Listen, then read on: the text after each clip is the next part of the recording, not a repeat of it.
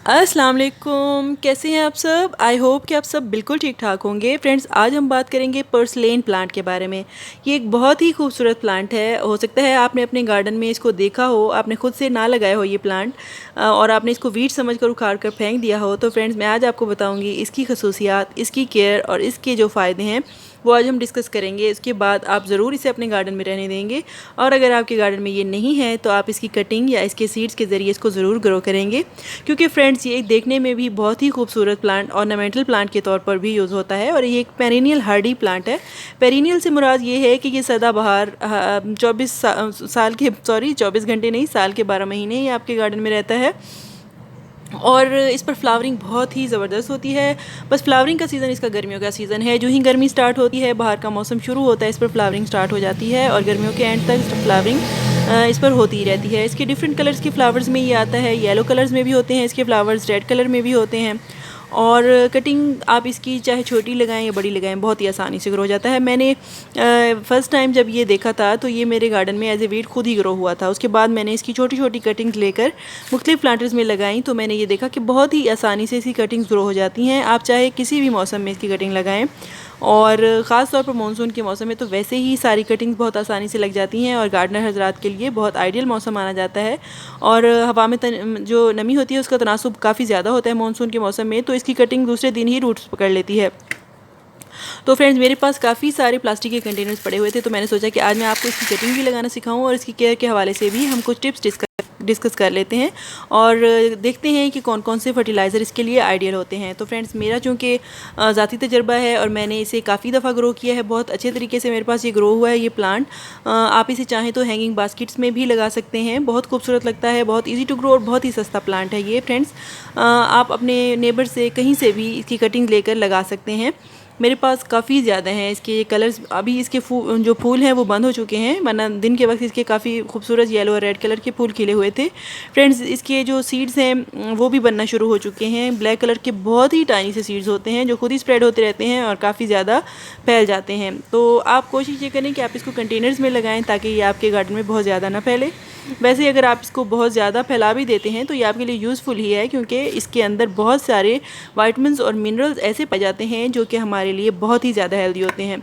मैंने ये प्लास्टिक की मेरे पास बॉटल्स पड़ी थी, इनको कट करने के बाद पेंट कर लिया है, और बहुत ही खूबसूरत ये लग रही हैं। तो इनके अंदर ग्रीन और रेड के कम्बिनेशन में ग्रीन प्लांट, लश ग्रीन हमारे लीव्स पर्सलेन के, और ये बॉटल्स रेड कलर की, बहुत खूबसूरत लगेगा। बहुत ही ज़बरदस्त कलर कॉम्बिनेशन है मेरे लिए।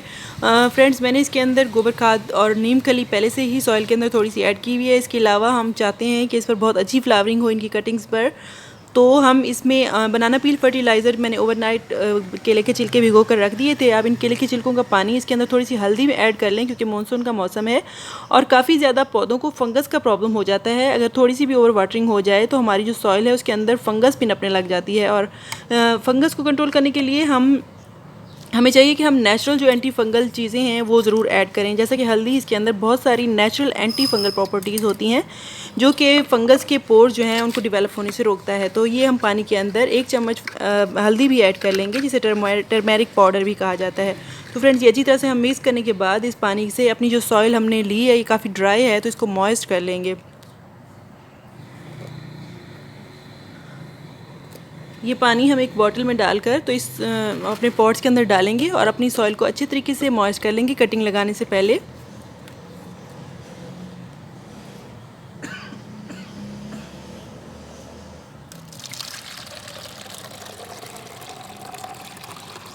फ्रेंड, जो बनाना पील वाटर है इसके अंदर काफ़ी ज़बरदस्त किस्म के ऐसे मिनरल्स होते हैं जो कि हमारे प्लांट को फ्लावरिंग में ग्रो करने में बहुत हेल्पफुल होते हैं। इनकी रूट सिस्टम को भी बहुत स्ट्रॉन्ग करते हैं। जैसे कि इसके अंदर फास्फोरस काफ़ी ज़्यादा मिकदार में मौजूद होता है, जो कि हमारे प्लांट की रूट सिस्टम को स्ट्रॉन्ग करता है। पोटाशियम होता है जो हमारे प्लांट्स में को फ्लावरिंग में बहुत ज़्यादा हेल्पफुल होता है। आप सब लोग ही जानते हैं कि जो नाइट्रोजन है वो हमारे प्लांट्स में जो लीफ सिस्टम है उसको स्ट्रॉन्ग करता है। तो आपको चाहिए कि ये जो नेचुरल हमारे पास चीज़ें हैं काफ़ी ज़्यादा मिकदार में हमारे घरों में मौजूद होती हैं, इनको हम यूज़ करें, यूटिलाइज़ करें अच्छी तरीके से अपने प्लांट्स की ग्रोथ में। ये हमारे लिए बहुत ज़्यादा हेल्पफुल होते हैं। वैसे फ्रेंड्स, ये जो पर्सलेन है इसका साइंटिफिक नेम है पोर्चुलाका ओलिरेसिया। पोर्चुलाका ग्रैंडीफ्लोरा फैमिली से ही ये बिलोंग करता है। पोर्चुलाका ग्रैंडीफ्लोरा मॉस रोज़ या गुल दोपहरी को कहते हैं। इसलिए ये दोनों ही सकुलेंट प्लांट्स हैं। इसके अलावा फ्रेंड्स, अगर आप अपनी सॉइल को एसिडिक बनाना चाहते हैं, क्योंकि फ्रेंड्स हमारे ज़्यादातर प्लांट जो है वो एसिडिक सॉइल को पसंद करते हैं, और थोड़ा सा आप अपनी सॉइल को कंडीशन करना चाहते हैं, तो इसके अंदर आप रेड ये एप्पल साइडर विनीगर या फिर वाइट विनीगर ऐड कर सकते हैं। मैं इसमें ये अभी ऐड नहीं करूँगी क्योंकि मैंने हल्दी ऐड कर दी है, तो ये एक हफ़्ते बाद मैं ये भी थोड़ा सा एक चम्मच अपने पानी के अंदर मिक्स करने के बाद इन प्लांट्स को दूँगी। ये देखिए फ्रेंड्स, हमारे एक छोटे से प्लांटर के अंदर एक मिनी जंगल प्रिपेयर हो चुका है। आप देखिए कितना लश ग्रीन है। मैंने ये कटिंग्स इसमें से काफ़ी सारी लूँगी और इन प्लांटर्स के अंदर लगाऊंगी। तो चलिए फ्रेंड्स, फिर स्टार्ट करते हैं। कोई ज़्यादा मुश्किल प्रोसीजर नहीं है। इस तरह से आपने लीव्स भी रिमूव नहीं करने हैं, जैसे कि अक्सर हम कटिंग लगाते हुए नीचे के या ऊपर के लीव्स रिमूव करते हैं, तो आपने लीव्स भी रिमूव नहीं करने हैं। इसी तरह से कटिंग्स को सॉइल के अंदर लगा देना है, और 1 से 2 दिन में इनमें रूट्स डेवलप होना शुरू हो जाएंगी। फिर मैं इसकी अपडेट भी आप लोगों के साथ शेयर करूँगी। अभी तक हमने डिस्कस किया है कि कौन कौन से फर्टिलाइज़र आप इसके लिए यूज़ कर सकते हैं ताकि इसमें अच्छी फ्लावरिंग हो, इसकी रूट्स अच्छे तरीके से ग्रो हों, और किस तरह से हम सॉइल प्रिपेयर करें। इस प्लांट को फुल सनलाइट की ज़रूरत होती है। अगर आप इसको फुल सनलाइट में रखेंगे तो इस पर फ्लावरिंग बहुत खूब होगी, बहुत अच्छी तरीके से इस पर फ्लावरिंग होगी। तो वैसे ये छाँव में भी चल जाता है, अगर आप इसको छाँव में रख दें तब भी इस प्लांट पर फ्लावरिंग भी होगी और ये प्लांट ग्रो भी करेगा। लेकिन फुल सनलाइट इस प्लांट की फेवरेट है। बिल्कुल उसी तरह से जैसे पोर्चुलाका मॉस रोज़ को हम फुल सनलाइट में रखते हैं ताकि उस पर मैक्सिमम फ्लावरिंग हो, उसी तरह से इस प्लांट को भी फुल सनलाइट में रखा जाता है। मेरे इन प्लांट्स पर फ्रेंड्स फ्लावरिंग के बाद सीड्स बनना भी शुरू हो चुके हैं। बहुत ही बारीक छोटे से बहुत ही डॉट की तरह से बहुत छोटे से इसके सीड्स होते हैं, जो कि हम इनको भी ग्रो कर सकते हैं। लेकिन मुझे ये कटिंग के ज़रिए ग्रो करना ज़्यादा आसान लगता है, इसलिए मैं इसकी कटिंग्स ही लगाऊंगी।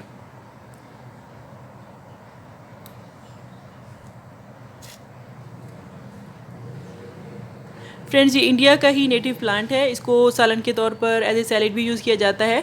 लेकिन सारी पर्सलेन की जो वैरायटीज़ होती हैं वो एडिबल नहीं होती, इनमें से कुछ पॉइजनस भी होती हैं। तो जो मार्केट में साग अवेलेबल होता है, आप उन्हीं से वही वाला यूज़ कीजिए पर्सलेन। इसे कुल्फ़ा भी कहते हैं फ्रेंड्स लोकल लैंग्वेज में, और इंडिया का ही नेटिव प्लांट है। आजकल तो हर जगह ही बहुत आसानी से ग्रो कर जाता है, और लोग इसको ऑर्नामेंटल प्लांट के तौर पर भी लगाते हैं। इसको आप हैंगिंग बास्केट्स में लगाइए, और मैंने भी हैंगिंग बास्केट्स में लगाया हुआ है कुछ, और मैंने बहुत सारे प्लांटर्स में लगाया हुआ है, वो मैं आपको दिखाती हूँ। वैसे मेरा एक्सपीरियंस ये है कि ये प्लास्टिक के पॉट्स में बहुत अच्छे तरीके से ये ग्रो करता है।